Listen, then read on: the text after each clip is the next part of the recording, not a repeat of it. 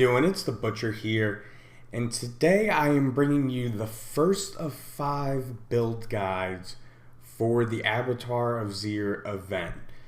I've been talking about this for probably the past 3 videos I think I've put up, but it's finally coming together, and I'm actually starting with the last character I made, the Ball Lightning Sorc. Is going to be the build I'm taking in there for Sorc, and I've just wasn't planning on this build being this fun. To me, it seems like someone described it as like a cookie cutter where you just kind of slice your way through everything. And at first I was like, that's kind of boring. No, this build is so fast, so fun. And the real kicker is right here, which is my last video, this Vampiric spear, uber unique. So I do want to address something. So I am going to be going through these videos when I'm making these build guides. I'm going to be including uber uniques in my builds. I will be giving alternatives to all uber uniques. I'm also going to be including regular uniques. I won't be giving alternatives to those just because this is endgame of endgame. You're going to need at least those uniques. It seems to push like the very top tiers. You might need ubers, but I will definitely give alternative to ubers because I know everyone can't just go on and grab a Shaco or a Variant or whatever it might be. But the way the target farming is now, the regular uniques shouldn't be too much of a problem. So just kind of wanted to address that. I know people are going to be like, oh, well, you're running all these Ubers. Yes, and I think it might be necessary for the top tiers, but I will also be giving you alternatives to them.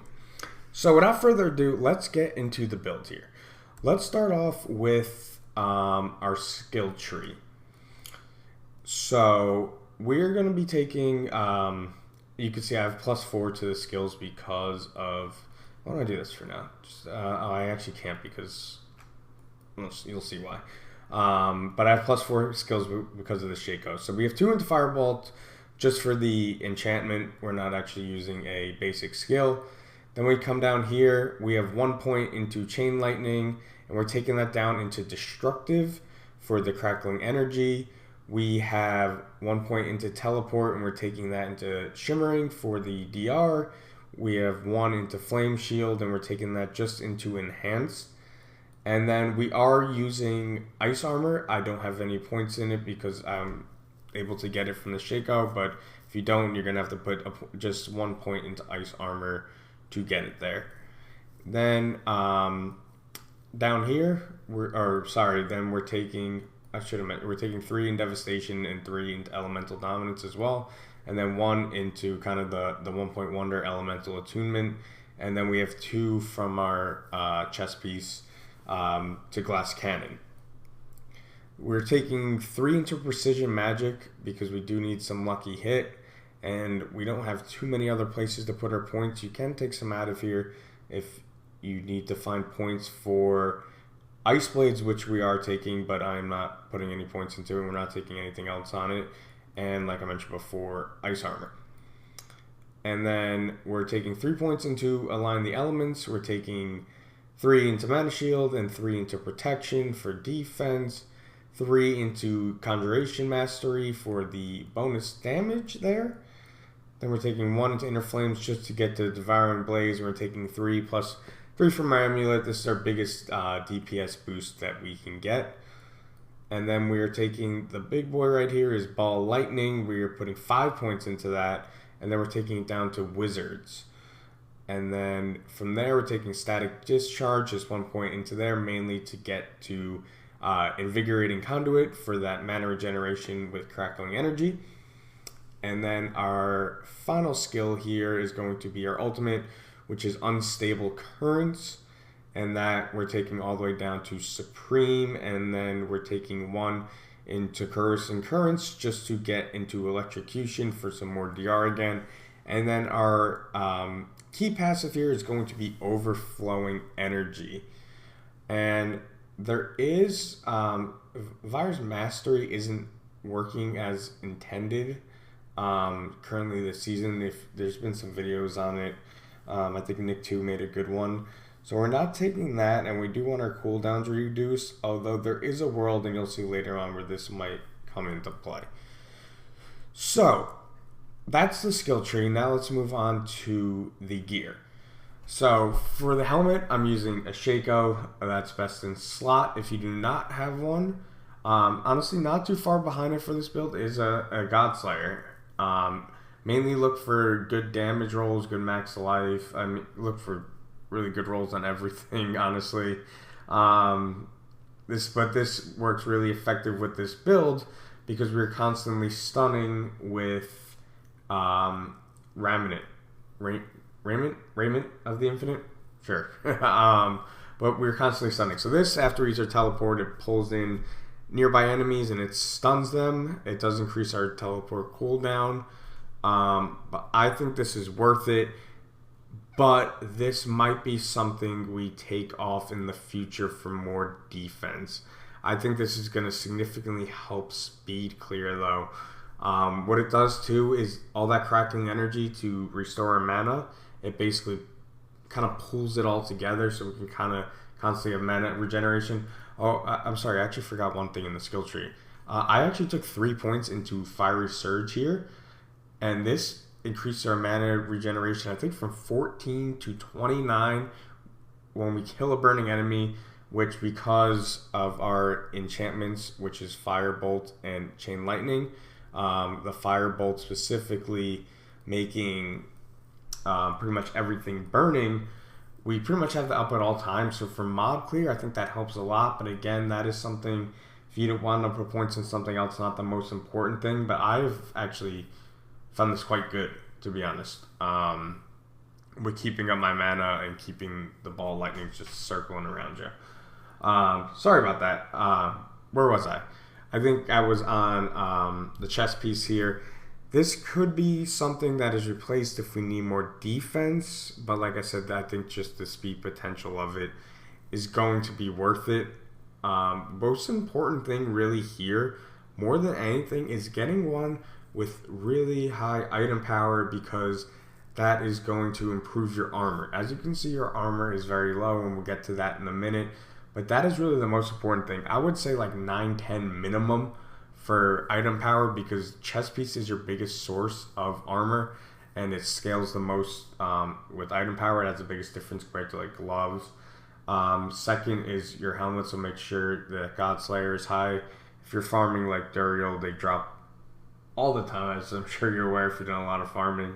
So you could pretty easily get 925 one, and then our kind of third biggest form is the pants, which we want probably 900 plus. This doesn't scale as much as the other two, but the chest piece is the big one that we really need high item power to get as much armor as possible.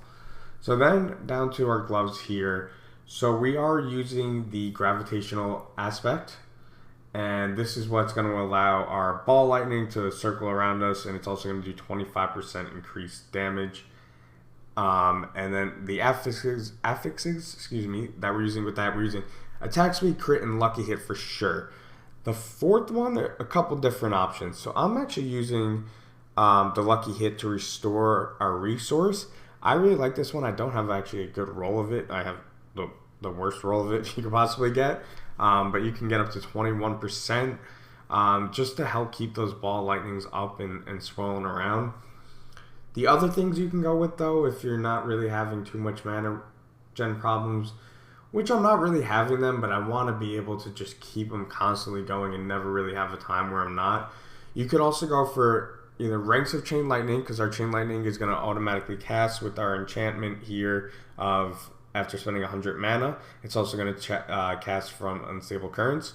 So having that do more damage is pretty good. You can also go for lightning critical strike damage as well, or even something like all stats if you maybe want to try to hit some Paragon nodes or something. But that is what we're going with for the gloves. And then before I get to the pants, I do want to mention these videos are going to be long and they're going to be very comprehensive, but I want them to be very detailed on exactly what we're using, why we're using it, to help people really go into this event with the best builds they can possibly have, for their class, and specifically for the select builds that I'm using. So our pants here, we are using all defensive pants. So the main thing with your pants, again, is you need a high roll on total armor. You need this as close to that 29.2 as possible. 27 is probably like minimum for this, and I'm just over that. I could even use some more armor. And the reason is because we're reaching that armor cap. Right now it's about 13,200. The monster level isn't going to go up that much with Abattoir of Zir, but it will go up. And if you don't hit that armor cap, and we're like barely kind of touching it right now, you get a very steep decline. And Rudy Joe had, I think I mentioned this before, a very good video on this and why that happens. But we want to be as close to the armor cap as possible so we're not getting that steep decline. And that is also why, so we have total armor, DR from close, DR from distant, DR from burning. That's probably about the best you can get. You can also maybe from distance switch it out for straight DR. Might be a little bit better, but not too much of a difference there. But that is also why we are using the snow veil aspect on our pants. And what this allows us is when we cast ice armor, it makes us unstoppable, which is nice, but it also grants us 30% increased armor for, I've only have 4.6, but you can get up to 5 seconds, 30% increased armor for 5 seconds. And I was actually overlooking this aspect. I was actually planning on using this one right here, Ever Living, but you can see our armor is very low here.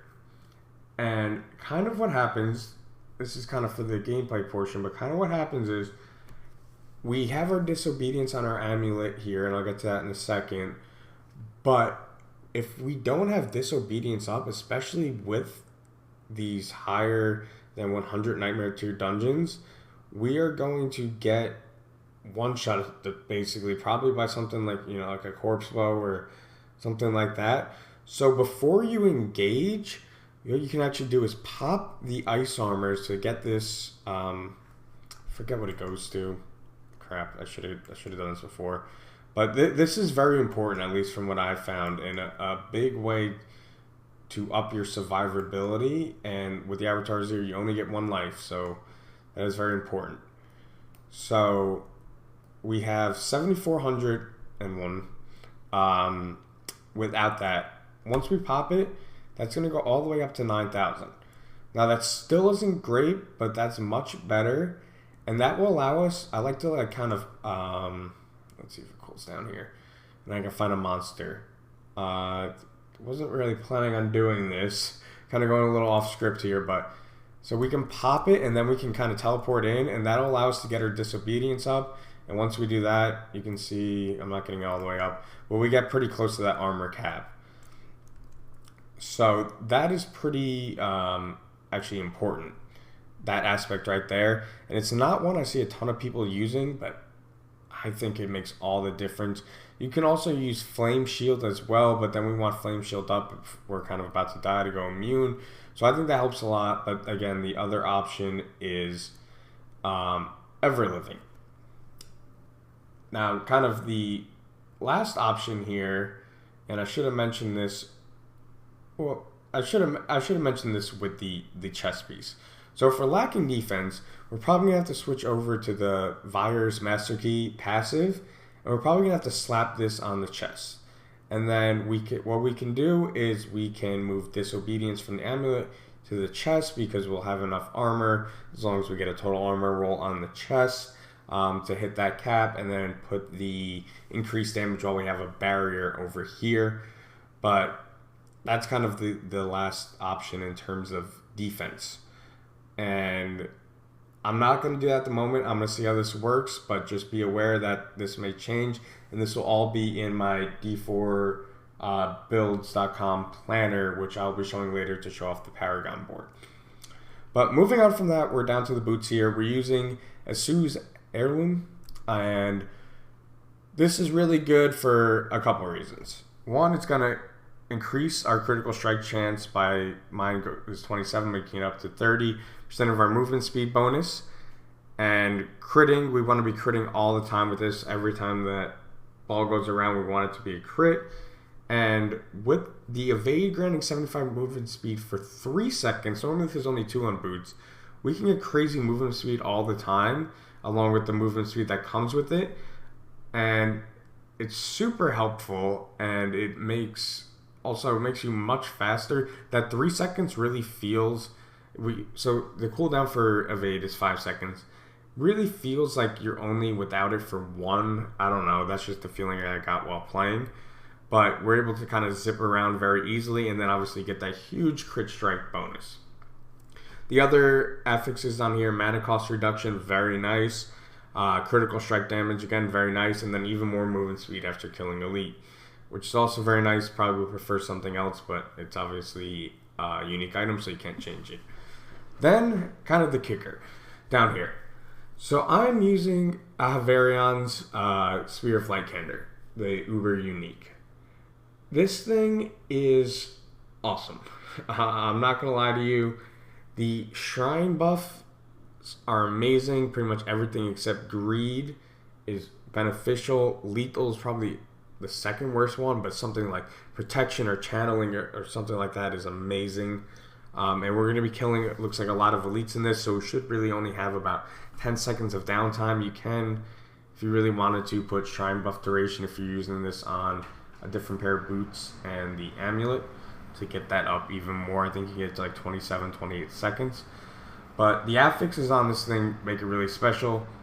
We get 30% attack speed just straight up, and that helps with Bald Lightning. Where is it? Because one of the modifiers on it is its damage rate is increased by 200% of your attack speed bonus. So that 30% just flat is super nice.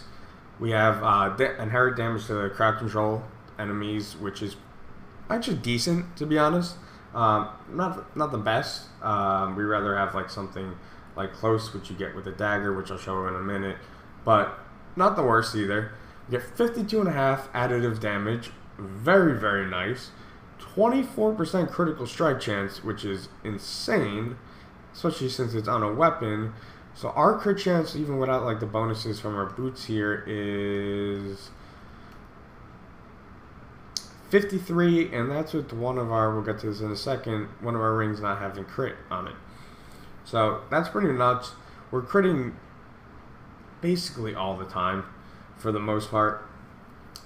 And then the last one here is a 42% chance to stun. I did actually test this. It seems to be about a half-second stun. So it's very short. It can be increased if you're using like a Godslayer with the crowd control duration. But even if you're not, what it does is, one, it can stagger the hell out of bosses. There didn't appear to be a stagger bar, though, in the campfire chat for the 3 blood seekers they showed. But we would see that could just be like a bug and something they're working out before it comes out. I would assume there would be some type of stagger bar that could get CC'd and they weren't unstoppable all the time. But I guess we'll have to see. But beyond that, when you're clearing mobs, even though it's only a half second, it'll stop enemies from attacking. You'll do more damage to stunned enemies through a Paragon board, even if it's only for that half second. And it'll stun enemies that are approaching you to attack you, so you can go up to them and annihilate them with your Ball Lightning. So it's actually pretty good. And 42% chance, lucky hit chance is crazy. Then finally, the random shrine effect for 20 seconds after killing an elite. It can only happen once every 30 seconds. So this is actually really good. So not so much for bossing, but we don't really have a problem for bossing with this build. It's just able to kill things just so fast. And also, just a note, so there's going to be 3 Bloodseekers that spawn at the end in the Abattoir Zir. If we kill one of them, I would assume that they usually count as elite. If you kill a boss in like a regular Nightmare Dungeon, it counts as an elite. So if we kill one of them, we'll get a 20-second shrine buff, which is actually going to be absolutely massive to try to kill the other 2 if we get something good. So like the good ones are like channeling or protection or artillery. So that's very big. And then as you're just going through the mob clear in general, it's super nice when you get those good ones. Again, like I said, the only bad one is really greed, but the rest of them are very good. And one thing to note as well too, when you have that shrine effect, you actually get where's my movement speed? You get 15% movement speed, and that helps as well with the Esu's heirloom to just always crit. And then on here, in our armor here, we're using rubies for the health, and on here we're using emeralds for the critical strike to vulnerable enemies. You can make a case for the sapphires for the critical strike to crowd controlled, but I think this is probably better. Then, moving on to what you could use instead if you don't have this spear, is you would go dagger and focus. And you do actually get some benefits for this, like some more cooldown. So for the dagger, I don't really have good ones right now just because I'm using the spear, but you would want all stats in critical strike damage and preferably critical strike with lightning damage. You can kind of replace, if you really don't want the all stats, you can replace that, or if you do want to keep the all stats and you want to replace or don't have something with lightning critical strike damage, you could do something like mastery damage, vulnerable damage, anything like that, damage to close. And then the dagger you would use because it has the inherent damage to close. Then as for the focus is actually very good because you can get up to an extra 20 basically percent cooldown reduction. So you get, if I were to level this up, I would get 10 just inherent from it. Then you can roll it for another 10, and that'll help keep your unstable currents up all the time. So it is actually pretty nice, and it's not like this is significantly far behind using the Uber. I do think the Varions, especially with that shrine effect, is going to be kind of very nice. But this is also going to be very good. So you would reroll that all stats I have on there for more cooldown reduction, and then the other 3 are what you want: mana cost, lucky hit, crit chance on your focus there. So that's the other option. Then moving on to our jewelry. I'm sorry, it's going to be a long video. I want to be very comprehensive exactly how everything is working, why we want things, and I hope people appreciate that. But I get if it's too long for some people as well too. So on our amulet, like I mentioned before, we're using disobedience because we need to bump that armor up as much as possible, and this is really the only way we can do it. We don't really have a choice. But if we don't put it on here, if we were to use it, let's say on the pants, we would just get pretty much annihilated. Our armor would just be nowhere even close to high enough. With this and where our armor is, we can pretty much get it right up close to the cap at the moment. Might need to throw in an elixir to get it to the cap for Abattoir Zir, but we'll see. So on your amulet though, these are really the 4 aspects you're looking for. You can get more armor with total armor on here. What you would get rid of is kind of questionable. I could have a better roll in defensive skills. You could get rid of cooldown reduction if you wanted, or defensive skills, I guess. But that's kind of a tough call, but you can think about replacing one of those with armor. I can even roll off cooldown for armor potentially in the future. So we'll see, but that's what we're rolling with right now, and I think that's kind of the best at the moment. Now for our rings here, so one is going to be unique. It's going to be, shocker, the Tal Rasha's iridescent loop. And this thing is just amazing. Gives us, again, more cooldown, more resource gen, lucky hit, and then non-physical damage, which we're using all non-physical damage. And then not only that, the real kicker is that you can get 14 up to 15% increased damage for 4 seconds for each type of elemental damage we're doing.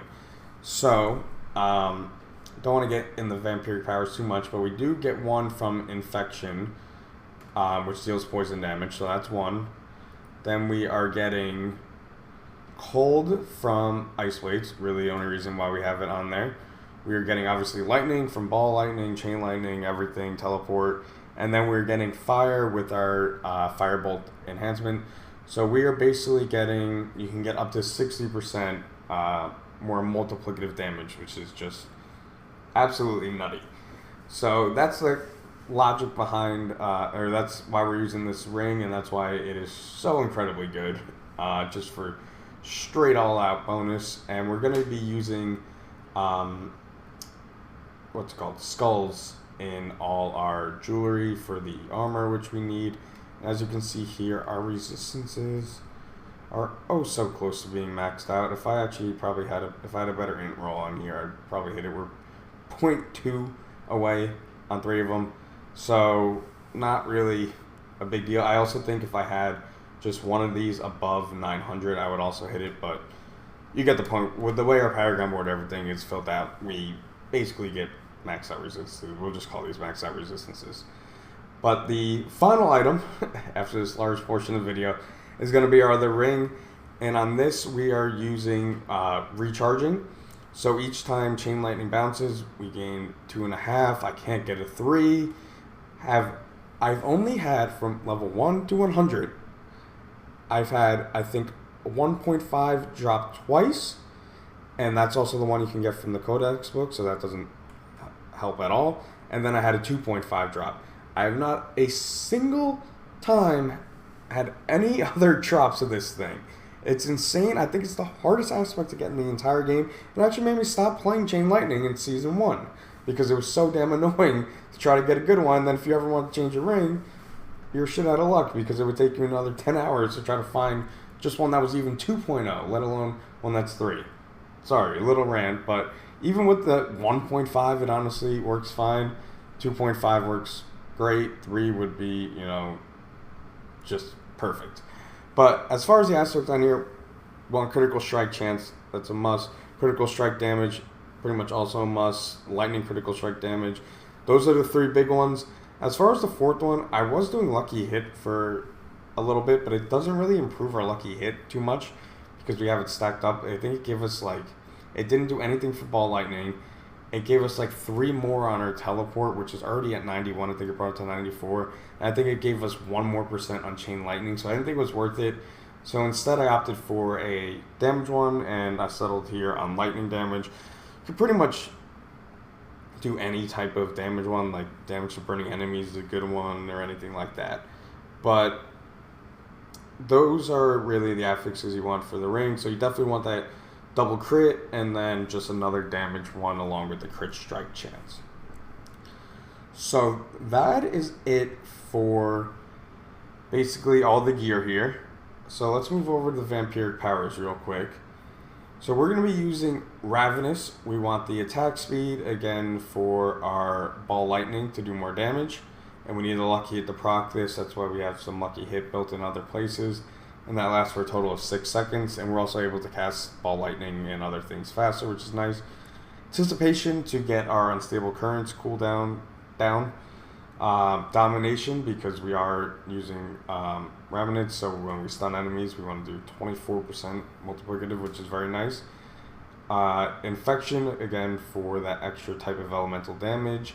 And then we're using Metamorphosis, and this is mainly just to keep us unstoppable, and we're also able to make sure that single targets become vulnerable by evading through them. But this is actually not a must. You could opt for something. Like, I was thinking about using none of these big ones before, but I do like being unstoppable all the time, pretty much. You could opt for something, where was it? It was... So Undying's an option. We don't really have healing, but I found this to not be too effective. I did try this out. The other one was Prey on the Weak for more damage to vulnerable enemies. And then the other one is Resilience for DR, could also be options as well. And I don't think the rest of these really make too much sense for you to use. I don't even have whatever this is. You could use, it's actually this one, to to inflict enemies with the Vampiric Curse, because that does make them vulnerable, but not really worth it in my opinion. So long story short, we're using Metamorphosis, and those are the other ones that we're using. So now on to the Paragon board before we jump into gameplay. So let me move this over here. Okay, and so I do have all my builds that I'm going to be coming out with. I do have them updated with the new glyph, And obviously this is assuming it's leveled up, so you get the, what's it called, the expanded radius.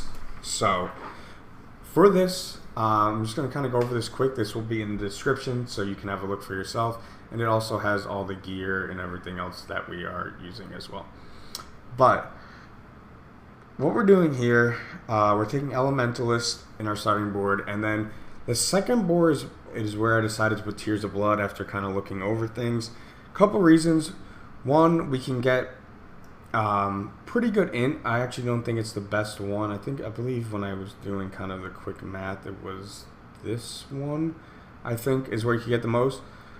But we also got to keep in mind too that the other bonus is that bonus to rare nodes, and we can bump up significantly our non-physical damage with that bonus to rare nodes.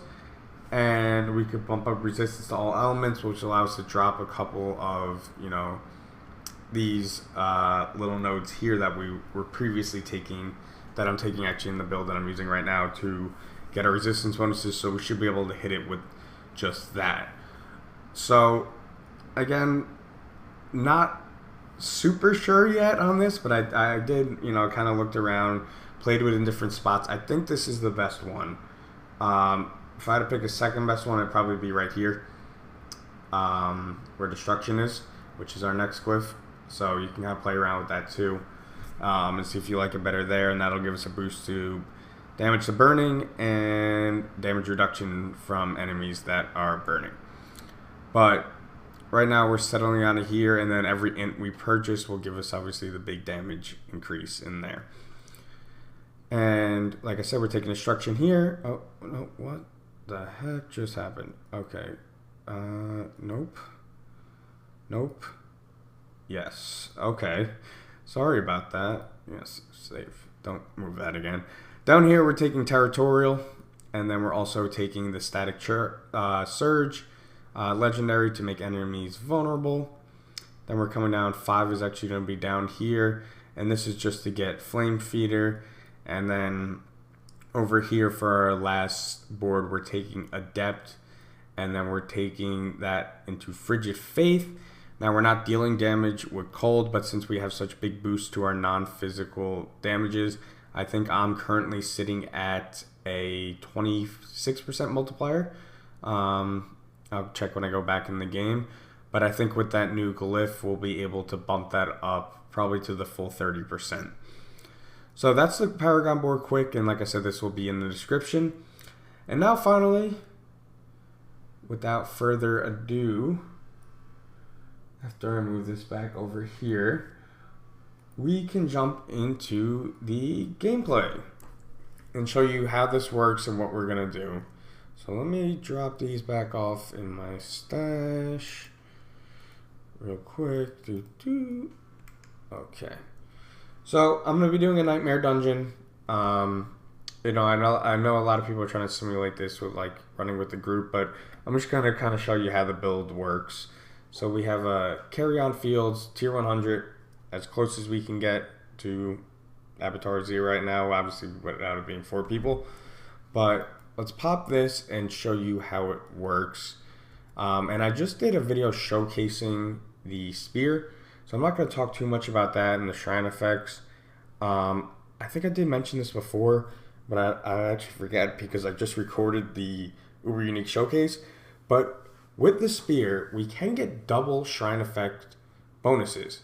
So that means they showed in the campfire chat that there are going to be shrines in there. So we can get double, which could end up proving massive for pushing these higher Abattoir Z dungeons. And I think that's also why the spear could be so nice. So kind of what you want to do is, like I said, you pop ice armor to get our armor, and then we get our disobedience, and then we're good. And with our disobedience maxed out, we're over 1300. We're just below kind of that cap of just about 13,200.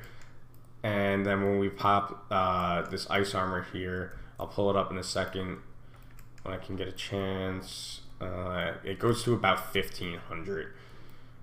As you can see, what I'm basically doing is just kind of popping around, and if I could pop the ice armor and get disobedience real quick. You saw it spike there, 1400. Maybe just take my word that it goes up to 1500. Let me see if I can get it one more time just to show you guys. But as far as the gameplay loop, we want unstable currents up as much as possible. And then besides that, we are casting, I don't even know, I've been doing a lot so I've been paying attention. Casting Ice Blades on cooldown, popping Ice Armor when we don't have Disobedience up, or just afterwards for more defense, and just basically teleporting in and casting as many balls as of Ball Lightning as possible to just decimate everything basically. And then I like to save my Flame Shields for real sticky situations, but you can kind of pop it whenever you want if you feel like it. But I like to save it for big elite packs or when I'm getting really low on life personally. So like I said here, Unstable Currents, Ice Armor, so we can make sure we can get our Disobedience up. Yeah, and as you can see here, it was close to 5,000 as far as, oh, what do we got? The Bloodseekers.